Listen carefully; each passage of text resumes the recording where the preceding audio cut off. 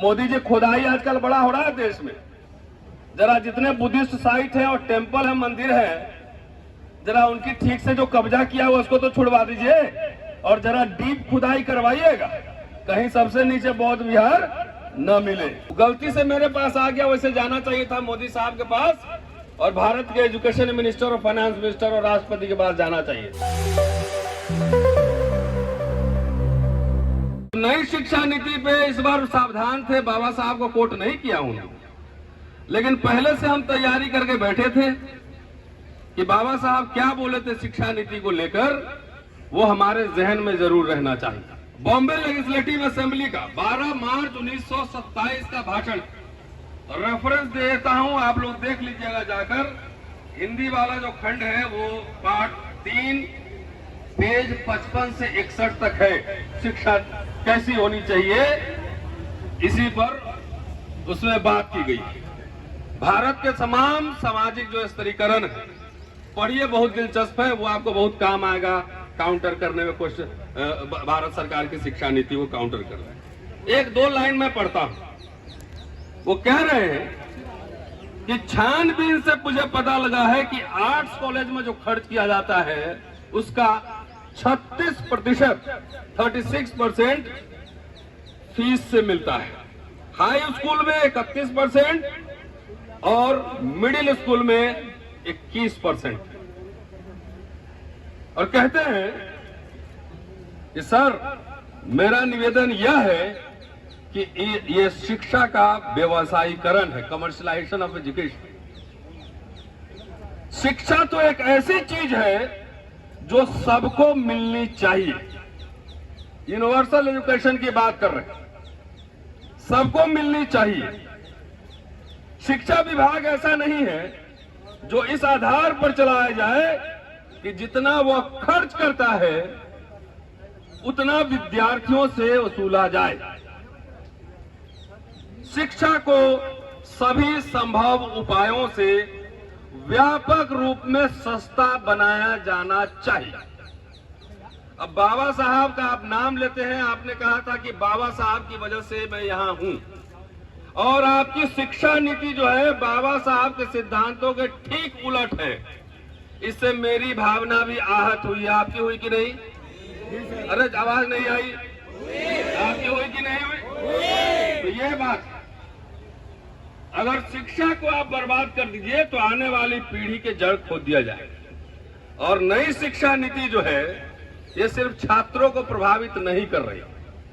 पटना विश्वविद्यालय के छात्र और तमाम छात्रों ने यह बात की कि कैसे स्ट्रेस में है छात्र, फीस इतना बढ़ रहा है, सिर्फ छात्र पे इसका असर नहीं पड़ रहा है, इसका असर शिक्षकों पे भी बहुत ज्यादा पड़ रहा है।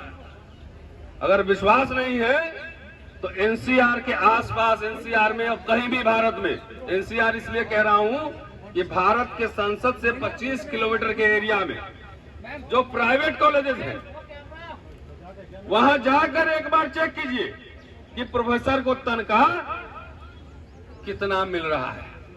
चेक कीजिए, जिस देश में साहब बाहर जाते कहते हैं कि हमें बुद्ध के देश से आया हूं, जिस देश में प्रोफेसर को 10,000 और 15,000 पर काम करना पड़े, आप विश्व गुरु बनेंगे? ये सवाल मैं इस मंच से उठाता हूं। वही नहीं, इसका प्रमाण मैं एक देता हूं। एक चिट्ठी मेरे पास आई है, चिट्ठी लिखने वाले का नाम नहीं पढ़ूंगा, लेकिन चिट्ठी का जो कंटेंट है वो मैं आपको जरूर सुनाना चाहता हूं।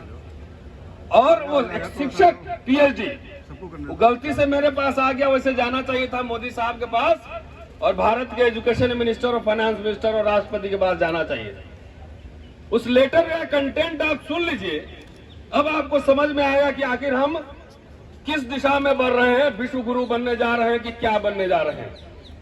ये डॉक्टर पासवान है, नाम नहीं बोल रहा, और ये चिट्ठी मेरे पास आया है कि सर मेरी आर्थिक स्थिति ठीक नहीं है कि मैं अपने बच्चों को अच्छी जगह नामांकन करा सकूं। मैं पिछले 4-5 माह से SMD कॉलेज जलालपुर में शिक्षण कार्य में था। मुझे हर 5 तारीख को, हर महीने की 5 तारीख को वेतन देने को कहा गया था। सच्चाई यह है कि मुझे इस 4-5 महीने के अंदर वेतन के रूप में कुछ भी नहीं दिया गया है। अगला लाइन सुनिएगा, कुछ भी नहीं दिया गया और कहा गया कि आप काम करते रहिए, पैसा जब कॉलेज में आएगा तो दिया जाएगा।